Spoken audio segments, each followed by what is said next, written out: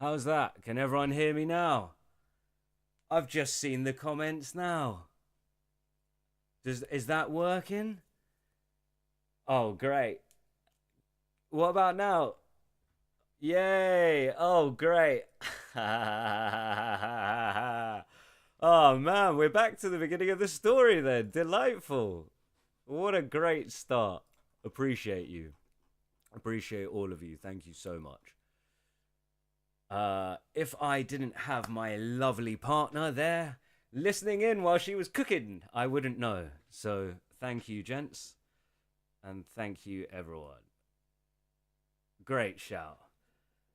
Okay, wow, I am absolutely roasting, by the way, as well. So let me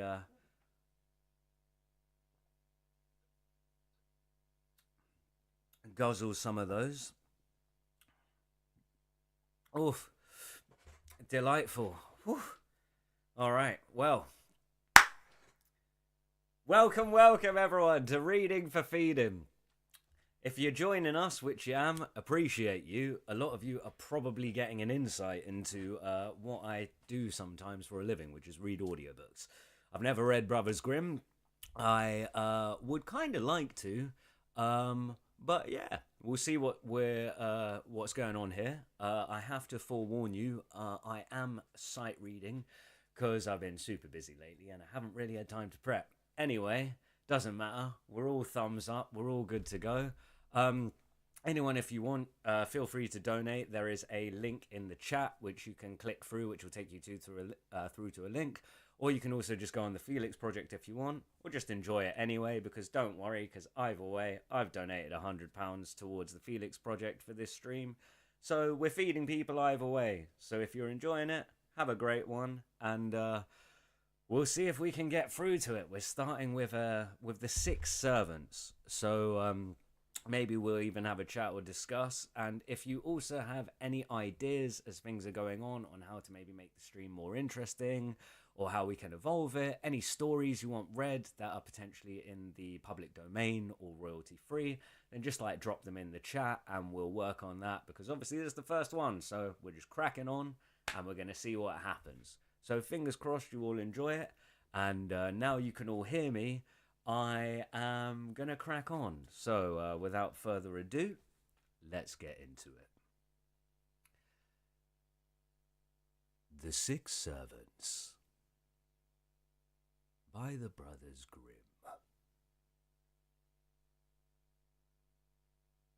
In olden times there lived a queen who was a wicked sorceress, and whose daughter was the loveliest girl under the sun. The old woman's only thought was how she could snare men to ruin, and when a suitor appeared, she would say no one except the man who could solve a certain problem should have her daughter. Many were dazzled by the beauty of the girl, and tried to perform the impossible task set them by the old sorceress, but always without success, and each had been obliged to kneel at her feet and have his head cut off. A certain young prince then heard of the girl's beauty, and said to his father, "I beg you, let me go and win her." "Never, never," answered the king. "If you go to certain death." So the son took to his bed, and was an invalid for 7 years, and no doctor did him the least good. When his father saw there was no hope of getting his better, he said sorrowfully, "Go if you like and try your luck. I don't know what else to advise." So the son got up from his couch, perfectly well, and set out in gay spirits. It happened that as he rode over a common, he saw something on the ground in front like a great mound. This, when he came nearer, proved to be a very stout fellow who was lying stretched on the ground. The fat man, when he saw the horseman, stood up and said, "If you want anyone as a servant, take me."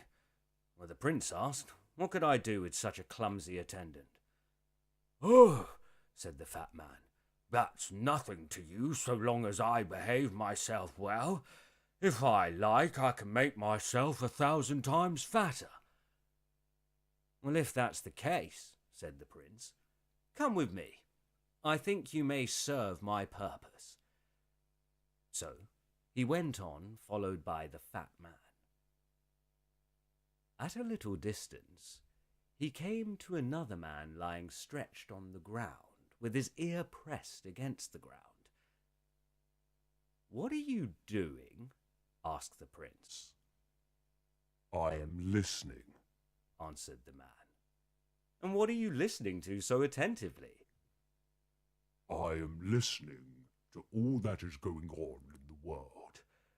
I have such a keen hearing that nothing escapes me. I can even hear the grass grow." "Well, I should like to know," said the prince, what you hear going on at the court of the old queen with the beautiful daughter. Can you tell me?" "Yes, I hear the swish of the sword that is being sharpened to cut off a suitor's head." Then the king's son said, "You will be useful to me, so come along." So the three pursued their road. Next, a pair of feet was seen in the distance, and parts of the legs could be seen also, but the rest was invisible. After walking a good way, they came to a body, and the head too. "Good gracious!" exclaimed the prince. "What a long Tom you are!" "Yes," was the answer, "but when I stretch my limbs out properly, I am 3,000 times as long and taller than the highest mountain on the earth. If you'll engage me, I'll serve you well." "Well, come along then," replied the prince. "You may be useful." So they all went on together and came to a man sitting by the roadside with his eyes bound up. The prince asked if he had weak eyes and was unable to bear the light. "No, indeed," he answered. "I have such marvelously sharp sight that I am obliged to keep the bandage on. Otherwise everything I look at would dash to bits. If such a gift is of any service to you, take me with you." "Well, come along," said the prince. "You may be useful." They went on, and next came across a man lying in the sun, shivering and shaking as if he were frozen. Not a limb of him was still. "What makes you shiver?" asked the prince. "The sun is so hot." "Ah," answered the man, "my nature is different from other people's. The warmer the weather, the colder I am, and the more I shiver. And the more I shiver. And when the weather is cold, I become hot. On ice I cannot breathe for heat, and in the middle of a furnace I am so cold I don't know what to do." "You are a wonderful fellow, certainly," said the prince. "If you would like to be my servant, come along." They went on and came to a man with such a long neck that he was standing peering round They went on and came to a man with such a long neck that he was standing peering round him over all the mountains. "What are you looking at so intently?" asked the prince. "I have such bright, keen eyes," he replied, "that I can see over woods and fields and mountains and valleys to the very end of the world." The prince then said, "Come with me. It would not do to pass by such a curiosity." So, soon the prince with his 6 extraordinary servants arrived in the town where the old queen lived. Without saying who he was, he told the queen that if she gave him her lovely daughter, he would fulfill any task that she might impose on him. The sorceress was delighted, another fine and gallant youth falling into her snare, and said, I will make a threefold condition. Fulfill it, and you shall be my daughter's lord and husband. Oh, what is the first part? Asked the prince. You are to bring me a ring that I have dropped into the bottom of the Red Sea. The prince went home to his servants and said, The first thing to be done is not easy. A ring must be fished out of the Red Sea. How easy is it to be accomplished? The man with the bright eyes said, I'll look and see the spot it lies on. He looked and announced that he saw the ring hanging on a sharp stone. The tall, lanky man said, I could easily fetch it out if I could see it. Well, if that's all, cried the fat man, I can help. He stooped down and held his mouth open over the water. The waves broke into it as if it had been a cave, and so he drank up the whole sea and left it as dry as a meadow. Then the long man stooped a little and picked up the ring with his hand. The prince, in high delight, took the ring to the old sorceress. She was naturally astounded and said, Yes, that's the right ring. The first part of the condition you have accomplished. Now comes the second. Do you see over there, grazing on the meadow in front of my castle, 300 fat oxen?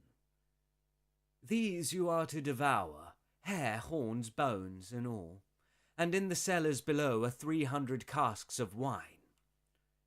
These you must drink, every drop of, otherwise I shall have you killed. Mayn't I invite a guest to the banquet? Asked the prince. Without company, no meal is very appetizing. The old woman laughed evilly. You may invite one person, she said, but only one. The prince returned to his servants and said to the fat man, You are to be my guest today, and eat yourself full for once. The fat man then unbelted himself and became 1,000 times bigger. He had no trouble in putting away the 3,000 oxen, and when he had swallowed the last bone, asked if there was not another course. He then drank all the wine out of the casks, not leaving so much as a drop hanging on the tap. The old woman exclaimed, when she learned that he had performed the second part of the condition, So far no one else has done as much as you. But now comes the third point, and this is the hardest of all, and will certainly cost you your head. Then she said, This evening I shall bring my daughter to your room, and leave her there, and you may sit with your arms round her. But be careful that you keep awake. I shall come again at 12, and if in the meantime she has vanished, you are lost. The prince thought, This part of the condition sounds easy and pleasant. I shall not be likely to close my eyes. He nevertheless called his servants and confided in them what the old creature had said. There is no knowing what cunning lies behind the proposal, he remarked. One cannot be too careful, so keep watch and be careful that the maiden doesn't escape from my chamber. At nightfall, the sorceress brought her daughter and put her in the prince's arms. Then the lanky one twisted himself in a circle round the pair, and the fat man stationed himself at the door so that no living soul could come in. There the two sat, and the girl did not speak a word, but the moonlight shone through the window and lit up her lovely face. The prince could do nothing but look at her beauty, full of joy and love, and no fatigue visited his eyes. This lasted till 11 o'clock, when the old queen cast a spell over them, and they all fell asleep. and at that moment the girl was taken away. They slept on till 11:45, when the spell lost its power, and they awoke. "Oh, misery and misfortune!" cried the prince. "Now I am lost indeed." The faithful servants began to wring their hands, but the listener with the sharp hearing said, "All be quiet."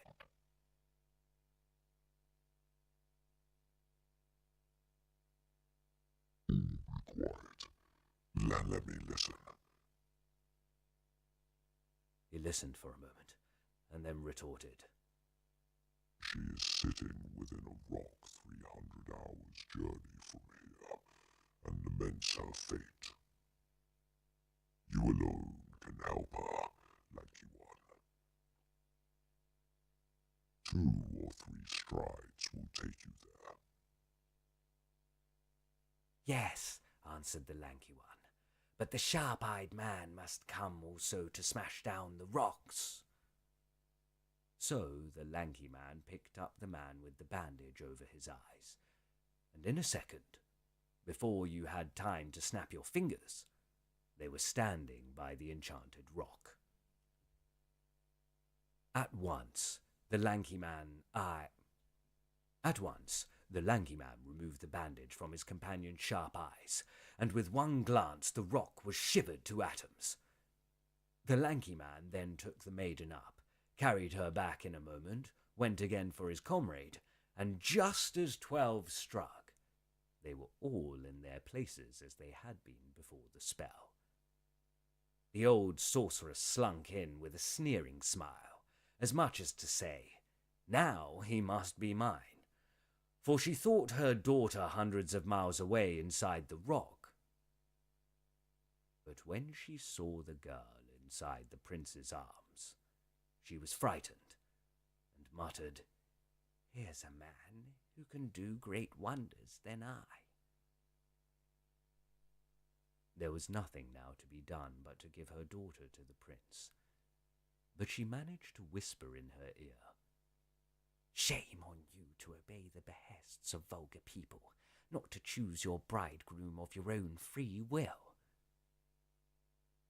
The maiden's proud soul now rose in revolt, and she planned revenge. Next morning she ordered 300 faggots of wood to be collected and set alight, and said that although the threefold condition had been fulfilled, she would not marry the prince till one of his party had sat in the midst of the burning faggots. She imagined not one of the servants would consent to burn for their master's sake, and that he, out of love for her, would get into the fire himself, and so she would be rid of him. The servants said to one another, "We have all done this." The servants said to one another, "We have all done something except the shivering fellow. Now it is his turn." So they sent him into the furnace. It burned for 3 days, and when the flames subsided, there stood the shivering man among the ashes, shaking like an aspen leaf, blue with cold. "Such a frost," he said, "I have never experienced in all my life.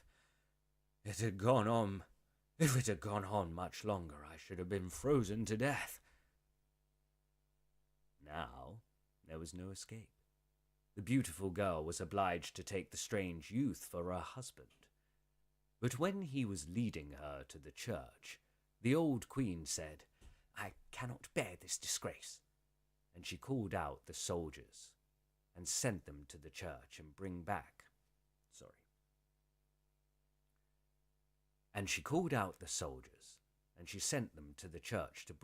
her daughter. The listener, however, had pricked up his ears and heard what the old woman was saying privately to her officers. "What shall we do?" he said to the fat man. The latter was ready with a plan, which was to pour out of his mouth a part of the Red Sea that he had swallowed, and this was enough to drown all the armed knights that came riding up to the church. When the sorceress knew this, she sent out large reinforcements. But this fared no better, for the sharp-eyed man took off his bandage and looked at them, and they fell to bits like broken glass. Now, the ceremony proceeded without interruption, and when it was over, the 6 servants took their leave at the church door. "Your desires are now all fulfilled," they said to their master. "You have no further need of us. We will therefore travel on and seek our fortune." Half an hour's walk from the prince's castle, there was a village where a swineherd was tending his pigs. "Do you know what I really am?" the bridegroom asked his wife. "I'm not a prince at all, but a swineherd, like that man over there who is my father. You and I must go and help him now to feed the pigs." So he alighted with her at the inn and gave instructions that in the night her royal garments were to be taken away, and the landlady gave her a pair of coarse woolen stockings and an old petticoat to put on. In the morning, when she woke up, the princess thought, "I have deserved all this because I have been so proud and haughty." And she quite believed her husband was a swineherd, and she went out with him to feed the pigs. This lasted 8 days, and by the end of that time, her feet were torn and sore, and she wondered how she could stand it longer. Then some people came one day and asked if she knew who her husband really was, and she said, "Yes, he is a swineherd, and is just gone to drive a bargain in the town." They then said, "Come with us, and he will take you. Come with us, and we will take you to him." They led her up to the castle, and in the entrance in the royal clothes. At first, she did not recognize him. Wow, sorry. They led her up to the castle, and in the entrance hall her husband stood waiting to welcome her, attired in royal clothes. At first, she did not recognize him, but he took her in his arms and kissed her and said, "I suffered for you so much, and now you have suffered a little for me." Then the wedding feast was given in good earnest, and I wish you and I had been there. The end. So there you have it. Story 1 done. Let me know what you think in the comments. Any feedback? Anyone else there? I definitely need some water after that. And that is becoming it's a good fun story, I think.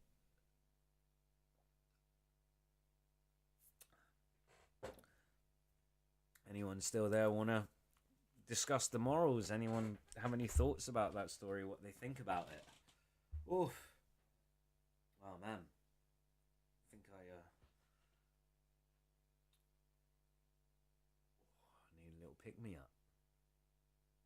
Oh, hi Mum. Thanks for joining.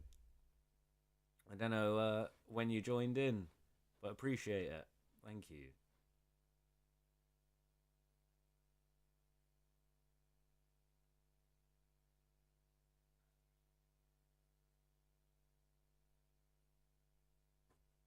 Oh, right. Well, give me a sec. I'm just gonna nip out before we start the next story. I'll be right back. And yeah,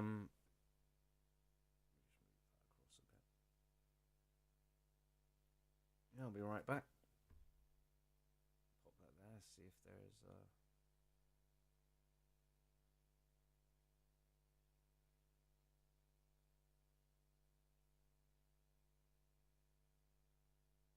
I think it's the first time everyone's been hearing me live, to be honest, Mark.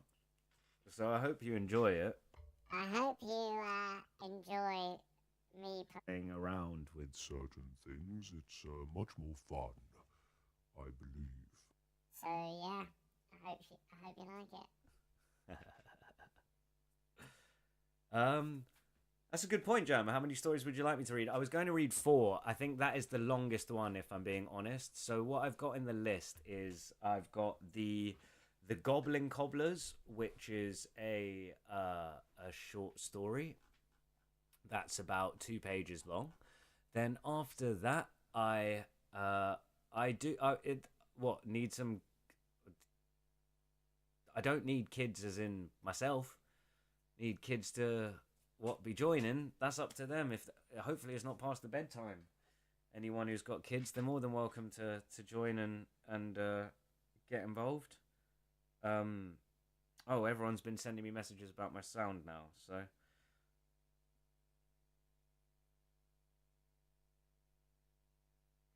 Oh, yeah, excuse me, sorry. Yeah, it'd be nice. I'll see if I can share it with with some of the parents of kids that I know. Up to them, really, if they really want to join. They're probably doing more interesting things.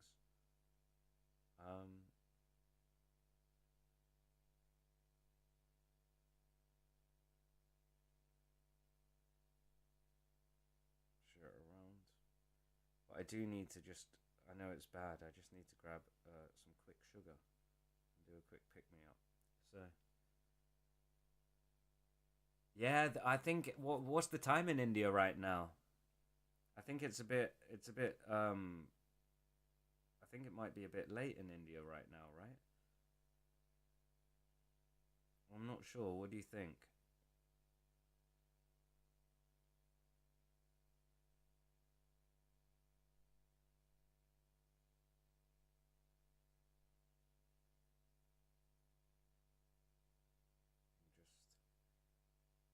I'm just doing what you said, Ma. I'm trying to get more people with kids involved. I'm gonna quickly nip out and fill up a bottle of water.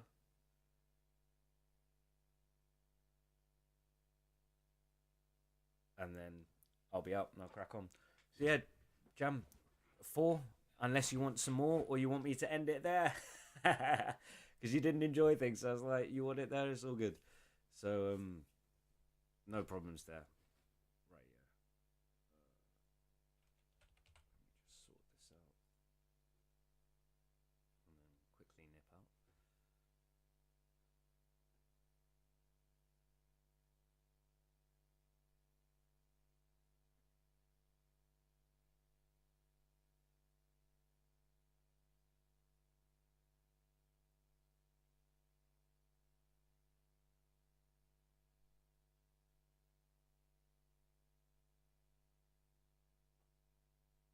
Here we go. I think that should be all gravy. Awesome. Right, let me do that. And crack on. Just going for a quick break. If you're just joining us, welcome, welcome. We finished the first story. I just need to grab some water because I haven't been very well prepared, which is fine because everyone enjoys that anyway. And then we'll crack on. Just going to get some water and I'll see you guys in about a minute or 2 minutes.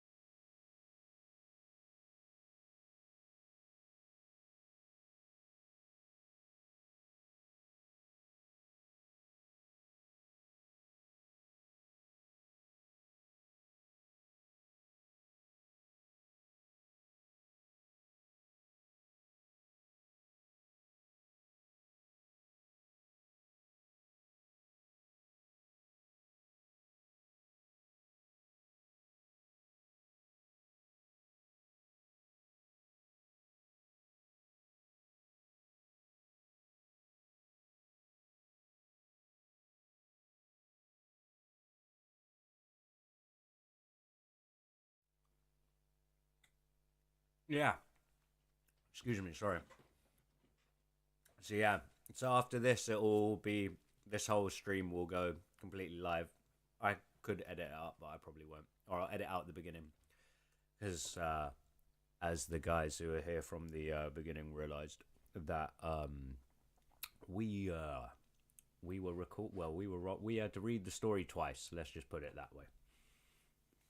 So after we had to SLC, let's go. Thank you, appreciate you. We had to read the story twice and crack on again. So this one is a short one. I had planned 4 stories for today. I say planned, but I haven't read them through. So this will be fun. So you can get an insight into my sight reading skills as a dyslexic person, and let that be an inspiration to you, that even if you are dyslexic and have problems, you can always find a way to solve them. So yeah, let's without further ado, if everyone's ready, let's crack on with the Goblin Cobblers. That just sounds funny in itself. The Goblin Cobblers. Yeah, the cobblers of the goblins. This book is published in 47 BC. Appreciate you. It's old. So also, that's great. I'll probably ask the chat now as well, because it'll be super useful. So if you have any ideas of things that you want me to read on the next Reading for Feeding streams, or you want to send in some stories, if you've written something yourself, if you have anything that is within the royalty-free domain or is in public domain, so it's older than a certain time, then I can read it. No problems with it. Things that are heavily copyrighted, we can't do that. So we have to go for old school royalty-free text, and the Brothers Grimm is a very well-known set of stories.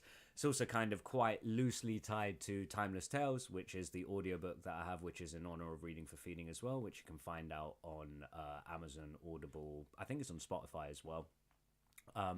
Well, all the proceeds of that go towards feeding people as well. So yeah, if you have any ideas on how to... so royalty-free books you can search for online. Literally, you can type in royalty-free texts. You'll find things. I think even things like Moby Dick and stuff are also like royalty-free now once they've gone through a certain amount of time. So you can definitely find that around online. One thing you just want to check as well is make sure no one's done a cheeky little reprint or a re-edit and then put some sort of copyright and sorted it out so they can own the rights. Yeah, we're not getting into that, but just send me ideas in the chat, or send ideas to info@readingforfeeding.org, and I'll take care of it. Hey, oh wow, amazing, appreciate it. So yeah, if you're joining us, we just ended up reading a story called 6 Servants, which I'm not gonna lie was probably a difficult story to start with, seeming as we had so many different voices and we weren't aware of them as they were coming along. So without further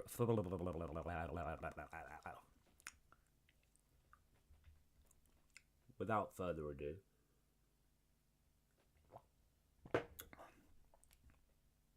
excuse me. Without further ado, let's crack on with the Goblin Cobblers. How's that? Yeah, we'll crack on with the Goblin Cobblers.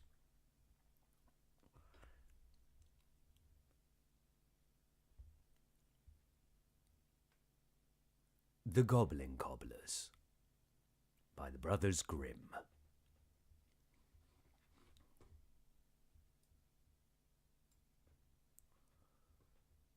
A cobbler, through no fault of his own, had become so poor that at last he had nothing left to make shoes with, except one piece of leather. He cut it out and found it would make just one pair. Then he went to bed and said his prayers, and because he had a good conscience, slept soundly. In the morning, when he had washed and dressed, he went to his table and prepared to work at his shoes, when, To his astonishment, he found them already made. Sorry about that. He could not understand at all how it had happened. He took the shoes in his hand and examined them. They were so carefully made that there was not a stitch in the wrong place. They were, in fact, models of good workmanship. A few minutes later, a customer came in and was so pleased with the shoes that he paid more than the usual price for them, so that the cobbler now had enough money to buy leather for 4 more pairs. Early the next morning, he found the 4 pairs finished. And so it went on. Whatever he cut overnight was made up by the morning. Till in time... Oh, what is that? That is old. Okay, sorry. Early the next morning, he found the 4 pairs finished. And so it went on. Whatever he cut out overnight was made up by the morning. Till in time his business became so prosperous that he was a well-to-do man. Now it happened one evening, not long before Christmas, that the cobbler said to his wife before going to bed, "Suppose we sit up tonight in order to see whose are the hands that have helped us so much." The wife agreed and lit a candle. Then they hid in a corner of the room behind some garments that were hung there, and watched. As midnight struck, 2 naked little men came in and sat at the cobbler's table. They at once took hold of the work which had been cut out, and with their tiny fingers began sewing, stitching, and hammering so that the cobbler, full of admiration, could not take his eyes from them. They did not leave off till they had finished the work, when they put everything in order and hurried away. The next morning the cobbler's wife said, "The little men have made us rich. We must give some proof of our gratitude. Running about at night as they do, they must be frozen without any clothes. I'll tell you what we'll do. I'll make each a little shirt, waistcoat, and trousers, and knit them a pair of stockings, and you shall make them a pair of shoes." Her husband approved the plan, and in the evening, when the clothes was ready, they placed their present, instead of the cut-out leather, on the table, and then concealed themselves to see what the little men would say. At midnight, the little men hopped in and were going to set to work at once, but not finding the leather and only the charming little suits of clothes, they showed signs of the greatest delight. Quick as lightning, they put the things on and sang. So decent and smart are we no more need cobblers be. And they jumped and danced about over the chairs and tables. At last they danced out at the door, and from that day they never came again. But the cobbler remained well off, and everything he undertook prospered. The end. Right, There we go. So that's a nice short one for you. Nice short one for you. The next 2 stories that we have, we can also discuss that if you want. I'm actually trying to understand the moral of that story, but I think it's to give gratitude if things are being done for you or somebody is doing something that benefits you. Give gratitude. Be of service. If you would like, and if you don't, well, that's on you. So I hope you enjoyed that story. We've got 3 people still watching. Thank you, appreciate you. You can donate via the link in chat if you want. You can also go via the magic herbs.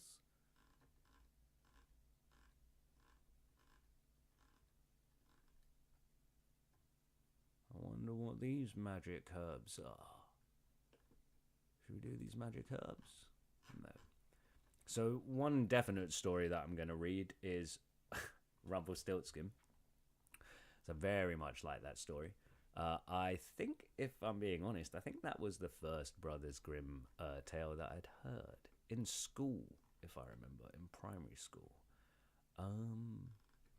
So, yeah, let's have a look. Chat, does, everyone will go for one more story. Make it the magic of 3, baby. I'm not even sure what's been, going on. Give me 1 second. We've still got time. What do we think? 1 more story? 2 more stories? People, it is kind of boring, you see. I'm not gonna lie to you. It is kind of boring. This is what I do in a booth from 10 a.m. to 6 p.m. and sometimes doing longer stints, just sitting here and reading. And so any ideas on how to make it more visually appealing for people that are watching, to give them more value, any of that stuff, just throw it in the chat. Really appreciate it. Really appreciate the feedback as well. I enjoy it. So if we're going for 2 more stories, how about this? How about you guys pick a story? I've picked Rumpelstiltskin, and you guys pick a story. So give me 1 sec. I'm gonna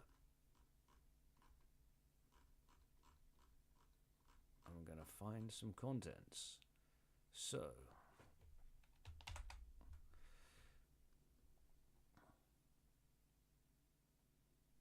lovely. So we have oh man, if you guys choose Hansel and Gretel, I'll be very upset.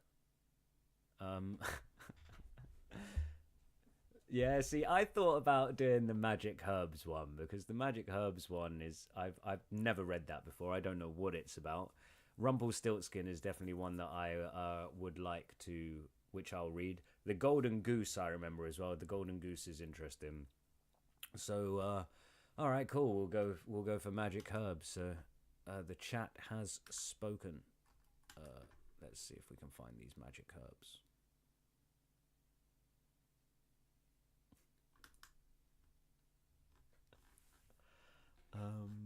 Okie dokie. Them herb. Well, it is only us in it, so we don't really have to worry about it. Okay, we have an ugly old hag who's gonna turn up. An ugly old hag. I wonder, would you guys like to go through the characters before, or you want to get surprised? I'm quite interested to see what happens myself, if I'm being honest.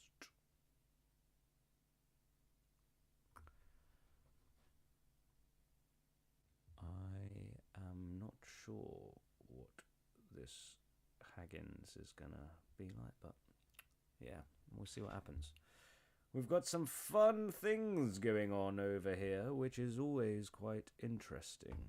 Oh, God. So, without further ado... Whew. Yeah. Freestyler. No problems. We'll see what we can do. He's not the Messiah. He's a very naughty boy.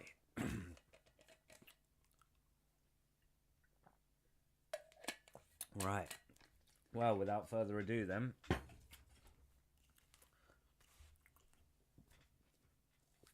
Without further ado. Let's crack on with them magic herbs. And we'll see what happens.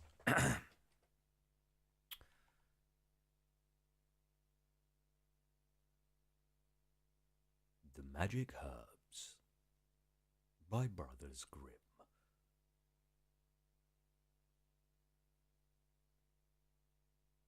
Once upon a time, there was a young hunter who went into the wood in search of a game. He wasn't in search of a game. He was in search of game. He was of a bright and cheerful disposition, and as he walked along, he whistled on a leaf. An ugly old hag appeared and said to him, Good day, dear hunter. You seem merry and content, but I am hungry and thirsty. So give me a trifle. The good-natured fellow's pity was excited, and he put his hand in his pocket and gave her a bit of his fortune. Then he wished to walk on, but the old hag held him back and said, Listen, dear hunter, as you have such a kind heart, I will give you a present. Go your way, and after a while you will come to a tree on which sit 9 birds with a mantle in their claws. Take aim with your fowling piece and shoot into the middle of them. They will let the mantle fall, but one of the birds will be hit too and fall dead on the ground.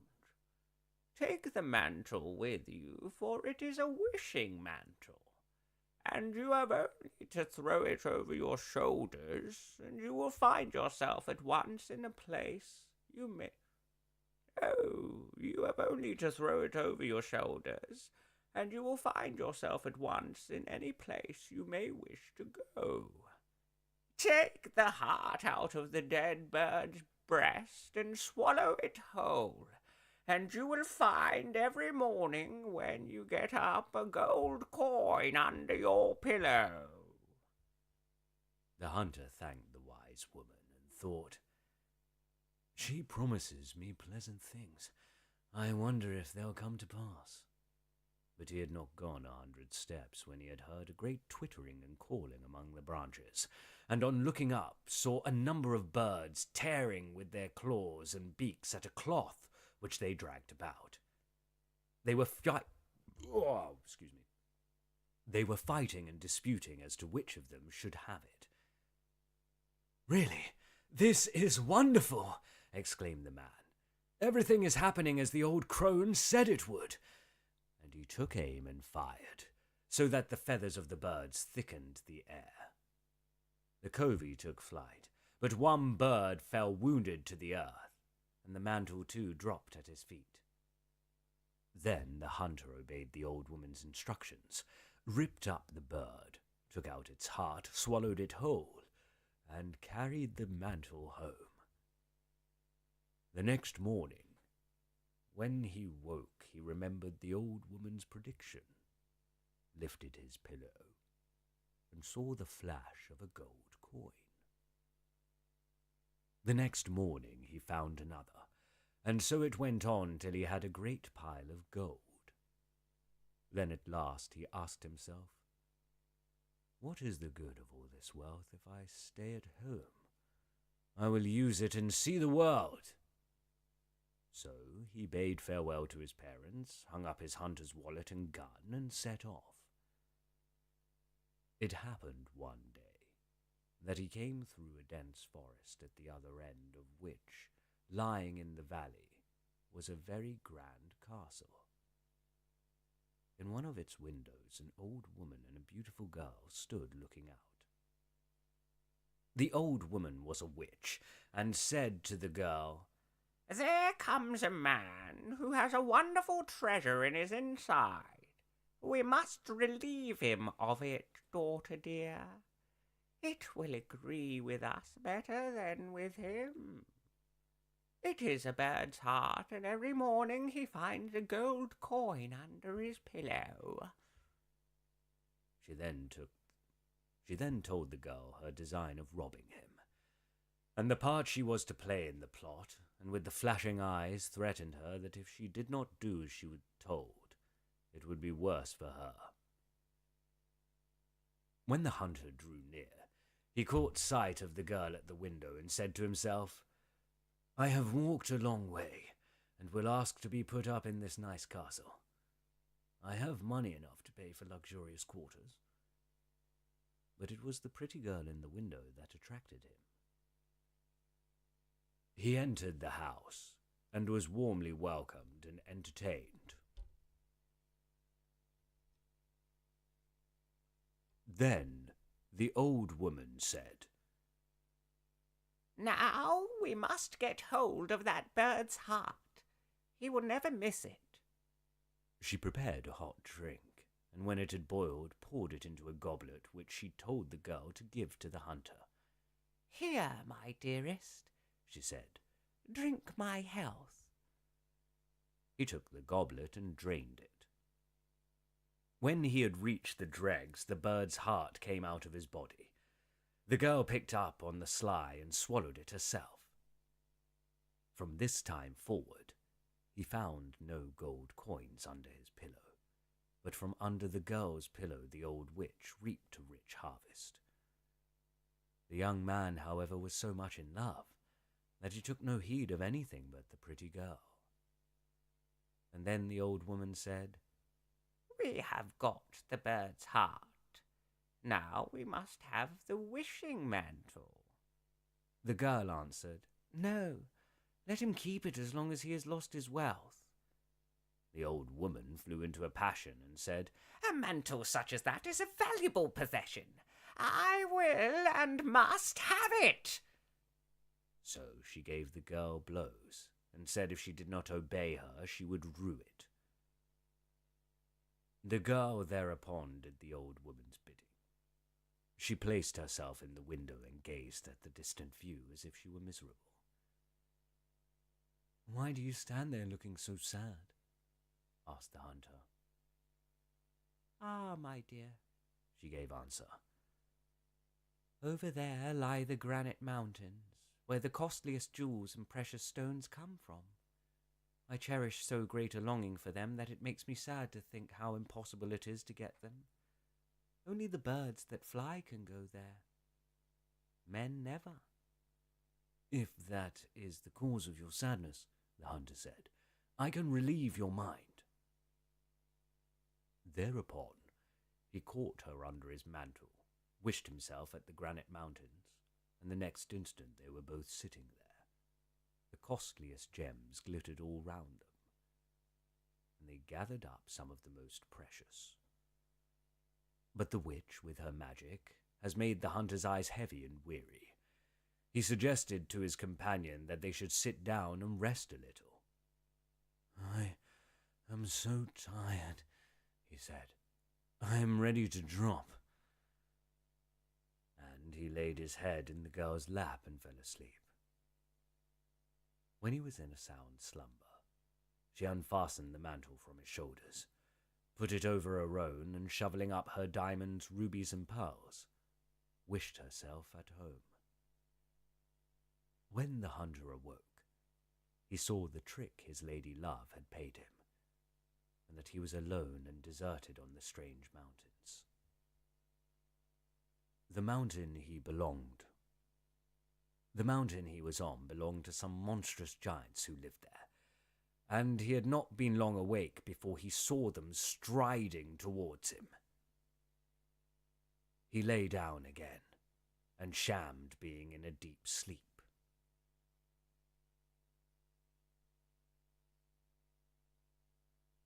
The first giant stumbled upon him with his foot and exclaimed, "Here, a miserable earthworm lying outside."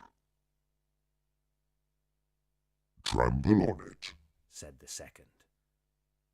But the third said, "It's not worth the trouble. Let him be.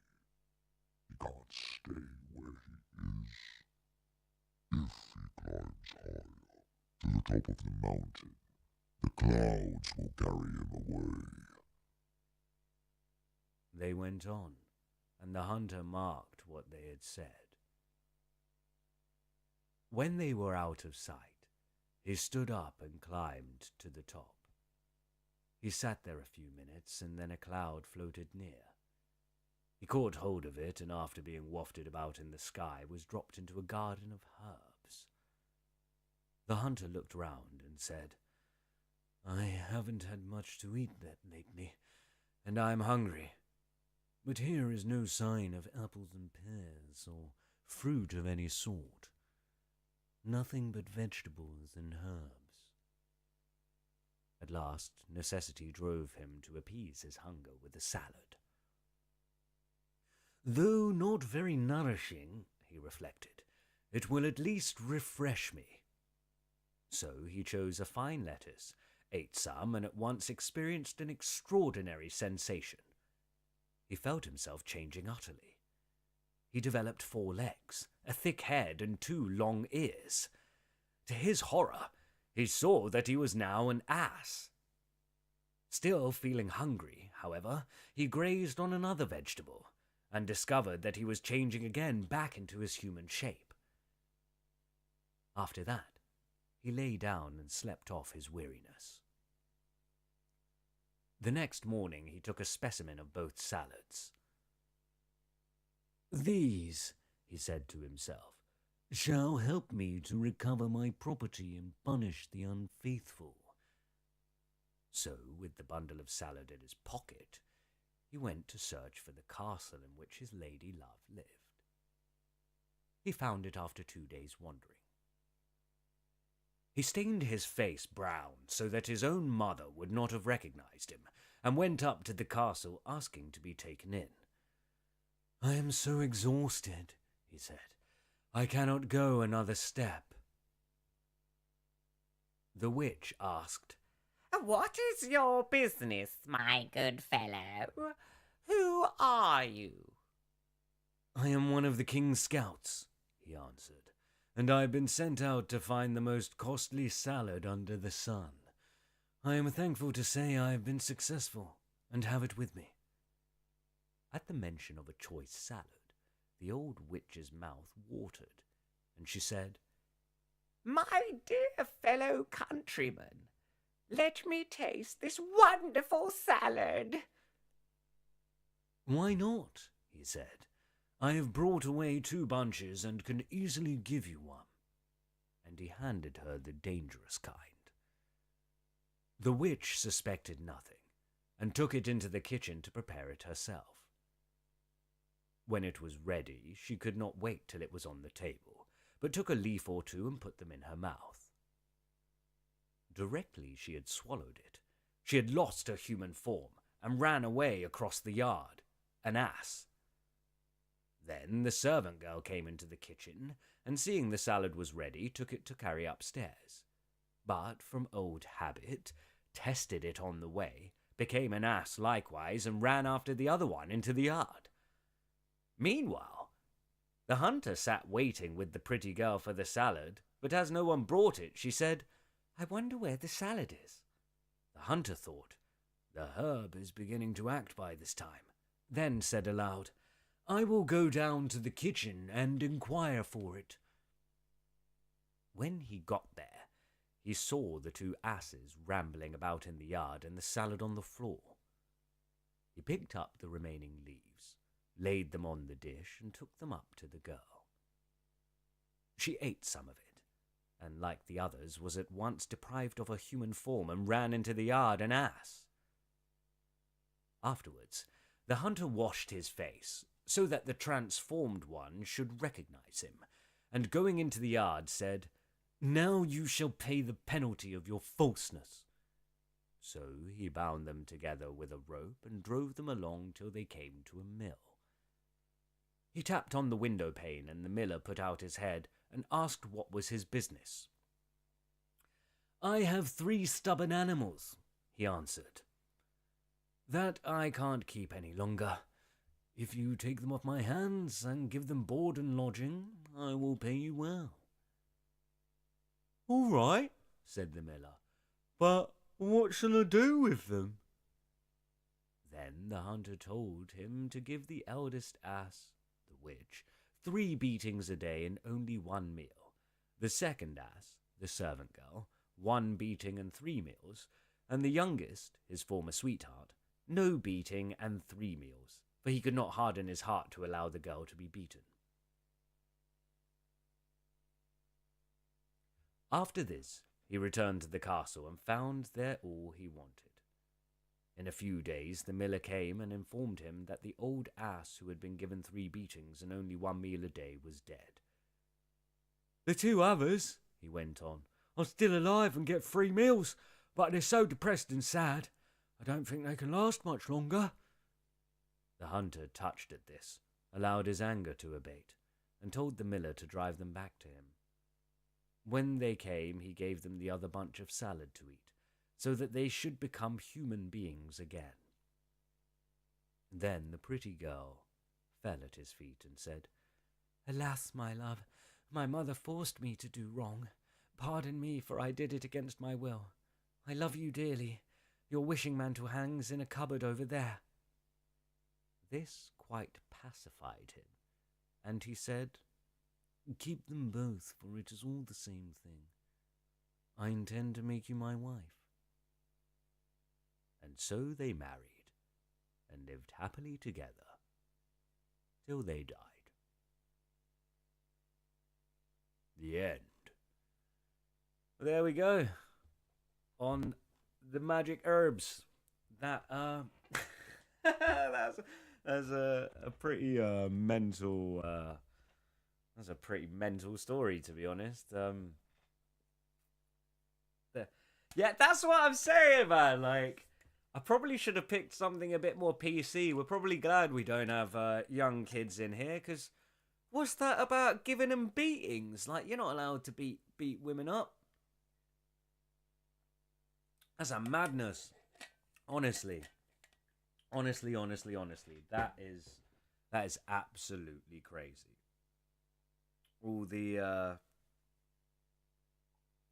Jam, you legend. Thanks so much, Jam. Appreciate you. Thanks for your donation.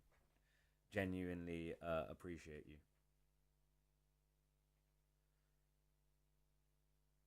So yeah, if you're involved, if you're in, thanks for watching. Chuck in comments in the chat whether there's 2 was really harsh. No, 2 is not harsh.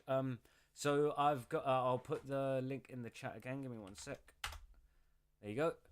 I'm gonna read Rumpelstiltskin, but Rumpelstiltskin will make the last one then, I guess. Because my partner is cooking some delightful food. I think she's actually cooking it from a recipe from Mr. Toddywaller's Simple Vegetarian. So go and grab that via Amazon. I can also leave a link in the chat for that as well if you want to get the new cookbook. Excuse me. Yeah, everyone enjoy, eat. Excuse me. She is making, I think she is making a malai, or she's making I think she's making some palau, and then we've got a chicken tikka recipe or a chicken malai tikka recipe from another book, and we're merging 2 together. And I don't even know. I can't hear any cooking, so I don't know if she just abandoned me and left. So we'll see.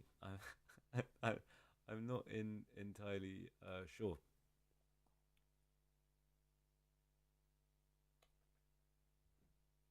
But yeah, I got one more story left, and then I'll be. Sorry, 1 sec. Appreciate you guys.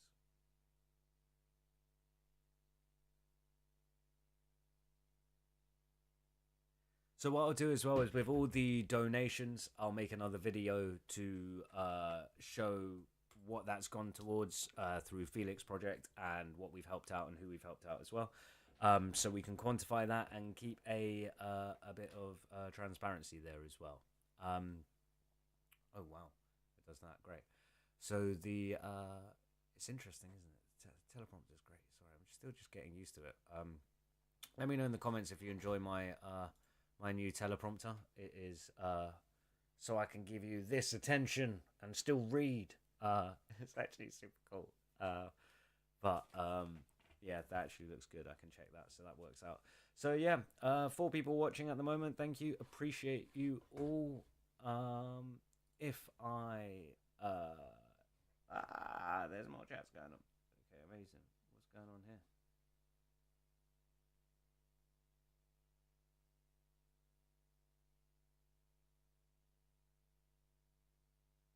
Ooh, sorry about that, guys. Right, so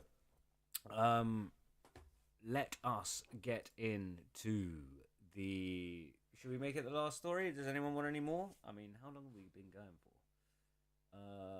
About an hour. That's not bad. That's not bad. Barely anything compared to the main things. But yeah, let's see.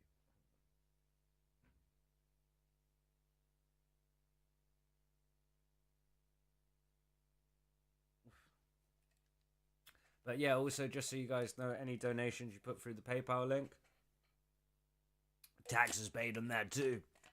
So there's double goodness happening there. Oh, right. Rumpelstiltsky. What is Rumpelstiltsky saying? Oh, it's a shorters. It's a really short one, guys. So if you're still watching, appreciate you. Yeah. Shall we get into it? Or if you want, I can play with some funny voices, and we can have a absolute play with Some interesting voices, to be honest, if you would like. There's some really weird stuff, you know. And there's some really interesting things.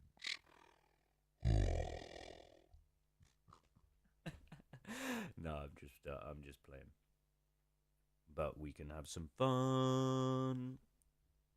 All the way With with a little bit of riff and a little bit of that. So, without further ado's, everyone's probably gone to go and eat, and I will need to eat soon. So, let us get into it. We are going to be reading. it's quite interesting. Not that far off. Okay, sorry. I'll start. I will start reading and stop messing around. But I'm just having fun. So, blah, blah, blah, blah. Rumpelstiltskin by the Brothers Grimm. Once upon a time, there was a miller who had a very beautiful daughter. She was not only beautiful, but shrewd and clever, and her father was never tired of boasting about the wonderful things she could do. One day, having to go to the palace on business, he told the king that his daughter could spin gold out of straw. Now, the king was very fond of money, and when he heard the miller's boast, he at once ordered the girl to be brought before him. Then he led her to a room where there was a great quantity of straw, gave her a spinning wheel, and said, "All this straw must be spun into gold before morning. If it is not, you will surely be put to death."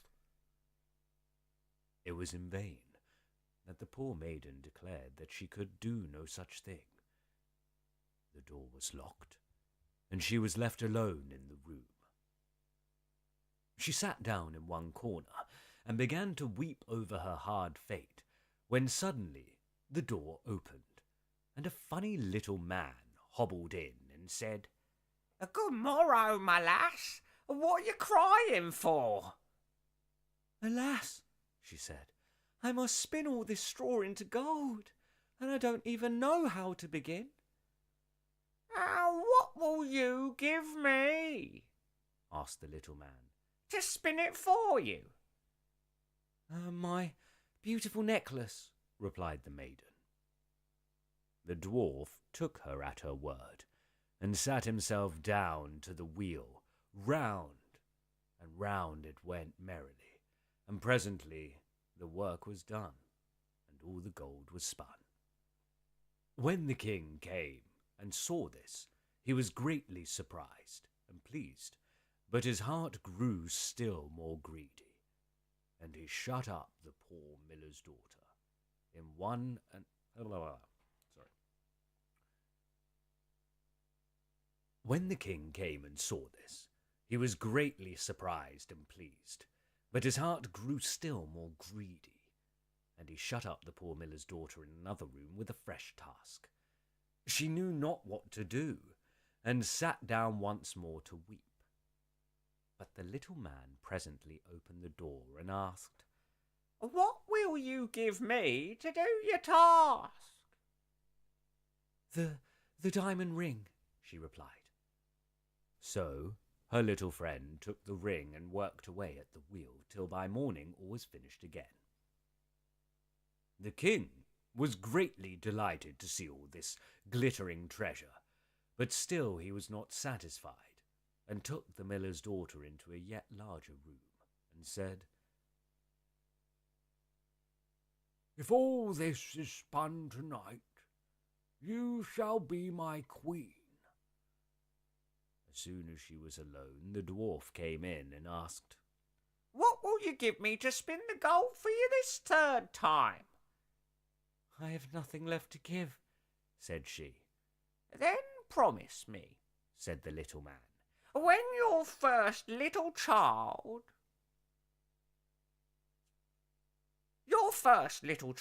when you are queen." "That may never be," thought the miller's daughter, and as she knew no other way to get her task done, she promised what he asked, and he spun once more the whole heap of gold. The king came in the morning, and, finding all he wanted, married her. At the birth of her first little child, the queen rejoiced greatly, quite forgetting the little man and her promise. But one day he came into her room and reminded her of it. Then she grieved sorely at her misfortune, and offered him all the treasures of the kingdom in exchange, but in vain, till at last her tears softened him, and he said, "I will give you 3 days' grace, and if during that time you tell me my name, you shall keep your child." Now the queen dispatched messengers all over the land to inquire for the new names. The next day the little man came, and she began with Timothy, Benjamin, Jeremiah, and all the names she could remember. But to all of them he said, "That's not my name."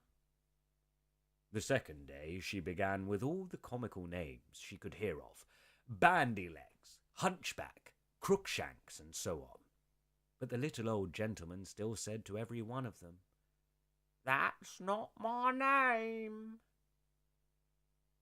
The third day came back one of the messengers, and said, "As I was climbing a high hill among the trees of the forest, I saw a little hut, and before the hut burnt a fire, and round about the fire danced a funny little man upon one leg and sang, 'Today I'll brew, tomorrow bake, merrily I'll dance and sing. Tomorrow will a baby bring.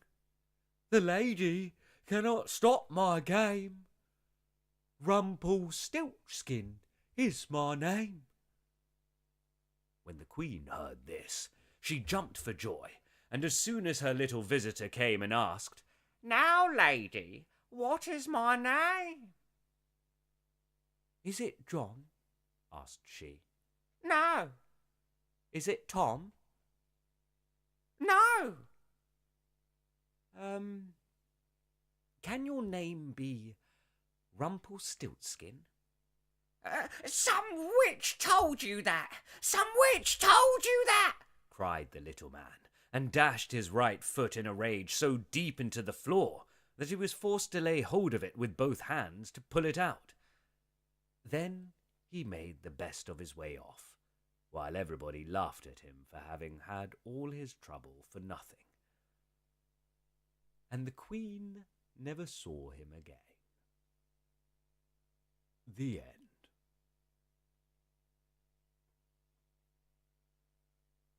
So thanks for watching that. I would definitely argue that is a horrible moral. Basically, let someone do all your work for you. They will ask for something, and when the time comes, you don't want to pay them for their dues. So you basically ridicule them in front of everyone and send them on their way. Oh! Well, thanks for joining us. Thanks for watching. Appreciate you. Oh, 28 individual views. Thanks for that. Appreciate that. Thanks for joining in. We made some donations. We got some donations. We managed to feed people. Well, we'll be feeding people soon. There is link in the bio to donate if you want. Please send me suggestions of things you'd love to see read, and any ideas on how we can make it more how we can make the stream more visually interesting, or maybe I'll try and sync up a visualizer or just something going on that doesn't feel so boring for people. Because already looking at the analytics, we know we need to change this and make this a bit more interactive. So appreciate you. Thanks for watching. This is Reading for Feeding, and we're gonna feed people with stories. Yes, we are. This is Reading for Feeding, and we're going to feed people one story at a time. Oh! Yeah, that's what I was thinking, Jam. Doing the... Oh, where's our focus? Hello. There we go. Doing, like, either some live... drawing, some illustrations, maybe something going on. Ooh, if I could do that, that would be good. But yeah, any suggestions as well are great. Any new stories are lovely. Thanks for watching. How many people we got here? Hold up. It's not showing me in my analytics. Oh, it's just my bro, Top G. Awesome. Well, if you want to have a look at that or figure that out as well, Jam, we can do that. But thanks for watching. This is Reading for Feeding, and we are feeding people one story at a time. Have a great night. Have a great day. And yeah, we're going to enjoy that dinner. Take care.